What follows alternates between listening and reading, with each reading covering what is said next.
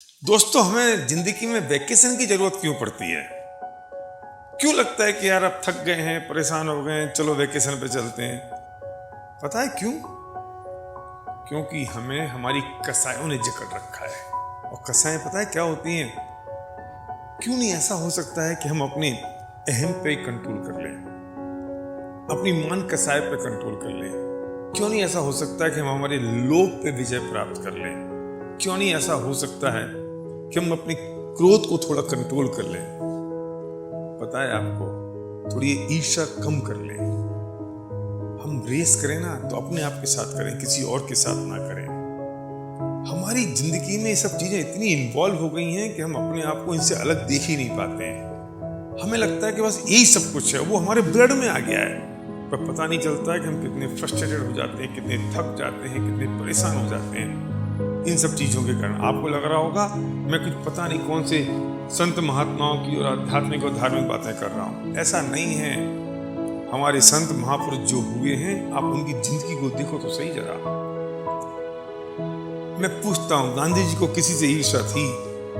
एक बार गांधी जी अपने आश्रम में बैठे थे और उनके साथी उनके पास आए कि बापू, अंग्रेज आ गए हैं और आपको जेल में ले जाने वाले हैं। बापू बोले कितनी देर में? 2 घंटे में। तो कोई बात नहीं, मैंने जरा खाना खाया है, मैं जरा थोड़ी देर झपकी ले लूं और जैसे ही वो आ जाए तो मुझे जगा देना।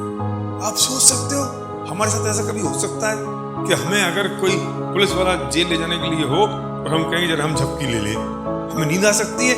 हमें तो पता नहीं कौन सी बात हमारी नींद, रातों की नींद खराब हो जाती है और हम करवट बदलते रहते हैं। पता है गांधी जी का एटीट्यूड क्या था? Take it easy and let's celebrate. या जो कुछ हो गया ना उसे आसानी से ले लो, टेक इट इजी और सेलिब्रेट करेंगे। और जैसे ही वो 2 घंटे बाद पुलिस वाले आए, गांधी जी को जीप में बिठाया। जैसे ही वो जीप में बैठे, जीप चलने को हुई तो उन्होंने ड्राइवर को कहा कि रुक जा, और अपने सहयोगियों को बुला के कहा कि सुनो, बिरला जी के यहाँ दूध गया था, 25 पैसे बकाया है, मुंह मंगवा लेना। ओह माय गॉड, कितने रिलैक्स हैं अपनी जिंदगी में। अगर हम अपनी जिंदगी में इतने रिलैक्स हैं तो हमें जरूरत पड़ सकती है वैकेशन की। जिंदगी वैकेशन हो जाएगी, हर पल वैकेशन हो जाएगा, हमारी पूरी जिंदगी आनंदमयी हो जाएगी। हम कितने रिलैक्स रहेंगे, आप कल्पना कर सकते हो? मुझे याद है कि मोरारजी देसाई, ये तो हमारे समय की बात है कि मोरारजी देसाई जब प्रधानमंत्री बने और कॉन्फिडेंस वोट होने वाला था, रात को 10 बज गए, उनके सोने का समय था रात को 10 बजे। उन्होंने कहा मैं माफी चाहता हूं, मेरे सोने का समय हो गया और मैं जा रहा हूं। उन्हें पता था कि सरकार गिर सकती है और गिर ही जाएगी, लेकिन गए और सो गए। उन्होंने सुबह अखबार में पढ़ा कि मेरी सरकार गिर गई, उन्होंने रेजिग्नेशन लिखा और चले गए। ओह क्यों? क्योंकि मोरारजी देसाई की जिंदगी में था take it easy and let's celebrate. ऐसे आदमी को कौन परेशान कर सकता है? ऐसे आदमी को किस वैकेशन की जरूरत पड़ेगी? सोचो तो सही जरा। जब ईसा मसीह को सूली पर लटकाया, उन्होंने उसे रिवील किया, गुस्सा किया, चिल्लाए, उन नाराज हुए, रिवेंज लिया? नहीं, ठीक है, take it easy and let's celebrate. Todarmal ji को जब हाथी के पैर के नीचे कुचलने की बात आई और हाथी जब पैर नहीं रख रहा था तो उन्होंने कहा गजराज, तू क्यों अपने पैर नहीं रख रहा है? तू अपना काम कर। ऑर्डर देने वाले ने अपना काम कर दिया, मैं अपना काम कर रहा हूं। उनकी जिंदगी में था take it easy and let's celebrate. कितने रिलैक्स थे, कितने शांत थे।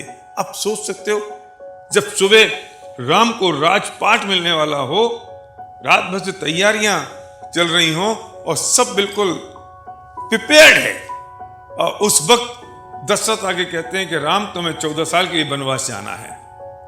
तब तो राम ने क्या किया होगा?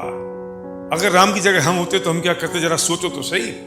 एक बार राम बनने की कोशिश करो और हमारे पिता हमसे ही कह दें और हमें सुबह अगर राजपाट मिलने वाला हो तो हम क्या सोचेंगे?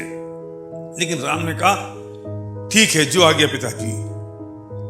और सीता से कहा सीते मैं जा रहा हूं। सीता ने कहा आप अकेले कैसे जा सकते हो? मैं भी चलूंगी। लक्ष्मण ने कहा मैं भी चलूंगा। Take it easy and let's celebrate. कोई भी सिचुएशन हो गई, उस सिचुएशन को उन्होंने बहुत आसानी से ले लिया, सहजता से ले लिया। हमारी जिंदगी में वो सहजता होनी चाहिए, क्योंकि जो पल गया वो वापस आएगा नहीं। हम दुर्भाग्य ये है कि हम अपने बीते हुए पल को खींच के लाने की कोशिश करते हैं, और जो पल बीत गया वो कैसे लौट के आएगा? और हम परेशान इस बात के लिए होते हैं बस वो आ जाए लौट के। मैंने अपनी आंखों से मेरे पिता की जिंदगी देखी है। उनकी जिंदगी में कितनी सहजता थी। कितने सरलता से वो रहते थे। किसी चीज ने उन्हें परेशान नहीं किया, किसी चीज में दुखी नहीं किया, चाहे शारीरिक तकलीफ हो, चाहे कोई ऐसी तकलीफ हो जिससे लोगों को मानसिक तकलीफ हो जाती है कि हमें थोड़ा सा यस कम मिल जाता है तो हम परेशान हो जाते हैं, हमें थोड़ा सा स्टेज पे पहले ज्यादा बुला लिया जाता है या कम बुला लिया जाता है तो हम परेशान हो जाते हैं, हमें आगे बुला लिया, हमें पीछे बुला लिया, हम उससे परेशान हो जाते हैं। अरे ये परेशानी की चीज है, वो पर्याय गई, वो समय गया। हमारी जिंदगी में अगर एक सिद्धांत हो जाए, अरे जाने दो, हम ट्रैफिक में फंस जाते हैं तो हमें परेशानी शुरू हो जाती है, हमारा ब्लड प्रेशर ऊपर नीचे हो जाता है। क्यों? वो हमारे कंट्रोल में नहीं है। दुनिया की हर चीज हम चाहते हमारे कंट्रोल में हो, दुनिया की कोई चीज हमारे कंट्रोल में नहीं है। अगर दुनिया की हर चीज मैं चाहूं मेरे कंट्रोल में हो तो वो चीज है, उसके अस्तित्व का क्या होगा? अगर मैं चाहता हूं कि ये व्यक्ति मेरे कंट्रोल में चले तो उसके अस्तित्व का क्या होगा? अरे वो उसके कर्मों के हिसाब से उसकी स्थिति बननी है, मेरे कर्मों के हिसाब से मेरी स्थिति बननी है। Take it easy and let's celebrate. जो घटना घट रही है उसे बहुत आसानी के साथ ले लो, जो हो रहा है उसे बहुत सहजता के साथ ले लो। जो घट रहा है वो पल जा चुका वो पल, क्या फर्क पड़ता है? अब वो पल दोबारा लौटेगा नहीं। हर पल को जीना सीखना पड़ेगा, हर मोमेंट को जीना सीखना पड़ेगा, और जो पल बीत रहा है उस पल को एंजॉय करना पड़ेगा, उसमें आनंद लेना पड़ेगा, उसमें आनंद ढूंढना पड़ेगा।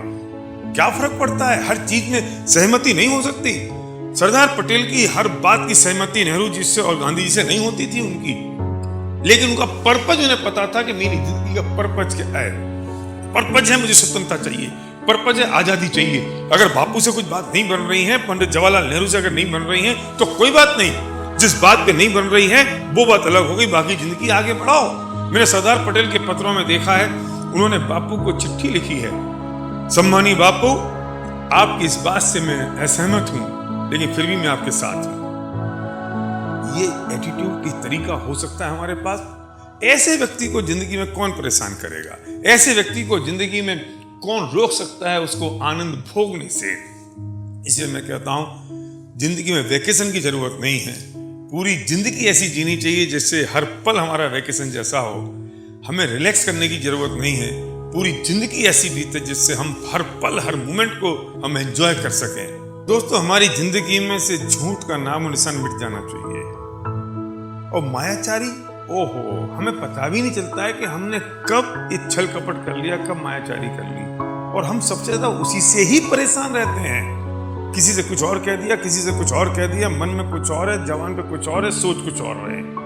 अरे अपनी जिंदगी में एक सरलता पैदा कर लें, शिशु के समान निर्दोषता पैदा कर लें। एक छोटा सा बच्चा जो होता है, उस बच्चे में जो निर्दोषता होती है, वैसे अपने जीवन में हम ला सकते हैं या नहीं?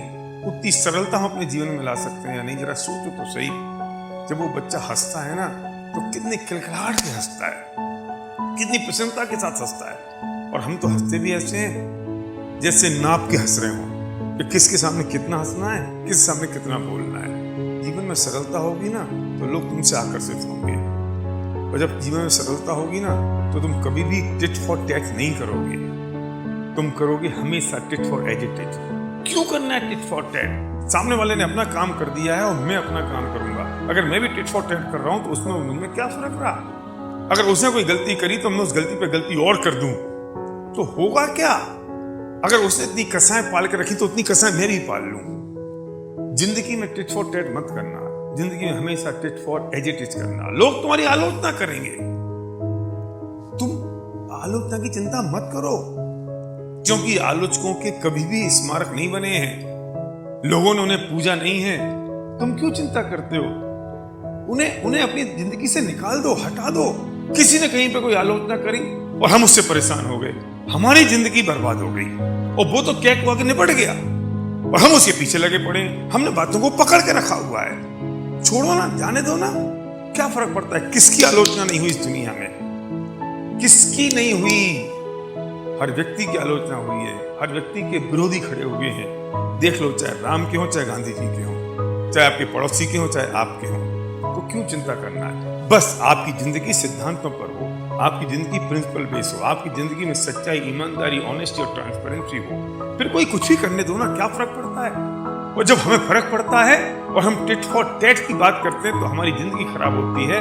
फिर हमें जरूरत पड़ती है वैकेशन की, फिर हमको जरूरत पड़ती है हम थक गए, हम परेशान हो गए, हम टेंशन में हैं, फिर हमको जरूरत पड़ती है कि अब थोड़ा सा। तो आप क्या सोचते हो, जब आप वैकेशन में जाते हो तो ये सब चीजें आपसे पीछे छूट जाती हैं? हम सिर्फ ड्रामा करते हैं तो क्षण भर के लिए हमें अपने आप को थोड़ा रिलैक्स महसूस करते हैं, लेकिन जब जिंदगी से चीजें हट जाती हैं तो फिर जीवन में कभी वैकेशन की जरूरत नहीं पड़ती है। मतलब जहां आप हैं वो आपके लिए वैकेशन है, आप वहां रिलैक्स हैं। इसलिए तकलीफ का कारण हमारी ये कसाएं हैं, तकलीफ का कारण हमारी ये सोच है, तकलीफ का कारण हमारी ये परिस्थितियां हैं। जब हम लोगों के बारे में सोचते हैं कि हम टिट फॉर टैट करेंगे, वो ईर्ष्या है। अरे ईर्ष्या करनी है तो अपने आप के साथ करो, किसी और के साथ क्यों? अगर रेस करनी है तो अपने आप के साथ करो, किसी और के साथ रेस क्यों करनी है? क्यों करना है? क्यों किसी को कंप्यूटर बनाना है? क्या कर लोगे अगर एक तरीका सोच का नहीं बदला ना? कितना भी पैसा इकट्ठा हो जाएगा, वो जीवन में शांति नहीं होगी। जीवन में शांति ज्यादा जरूरी है। जीवन में शांति आती है सोच से, इस विचारधारा से, और ये आसान नहीं है दोस्त। इसके लिए अभ्यास करना होगा, इसके लिए प्रैक्टिस करनी पड़ेगी, इसके लिए आदत डालनी पड़ेगी, क्योंकि आज तक हमारी आदत इन सब विषय कसाई की है, इन विकारों की है जो हमें जकड़ रखा है जिन्होंने। और इसको ठीक करने के लिए, अरे जब प्लास्टर हो जाता है ना हाथ पे, एक्सीडेंट हो जाए और ये प्लास्टर चढ़ जाए फ्रैक्चर होने पे, और 6 महीने हाथ ऐसा रहे, तो उसको सीधा करने में भी ना दर्द होता है जब प्लास्टर उतर जाता है तब, क्योंकि अभ्यास इसका हो गया तो वो सीधा नहीं होता है। तो हमारे पास हमारी प्रैक्टिस हो गई है क्रोध की, मान की, मायाचारी की, अहं की, ईर्ष्या की, तो इनको हटाना आसान नहीं होगा, लेकिन निरंतर प्रैक्टिस करेंगे, निरंतर अभ्यास करेंगे तो मुश्किल भी नहीं होगा। तो जिंदगी में याद रखो, no tit for tat, tit for as it is. जिंदगी में हमेशा याद रखो, take it easy and let's celebrate. हर पल को सेलिब्रेट करो, एंजॉय करो। अरे नहीं होता है तो हंसने का नाटक शुरू कर दो, जब नाटक आपका असली रूप बन जाएगा और आप अपनी जिंदगी में कहने लग जाओगे, yes take it easy and let's celebrate.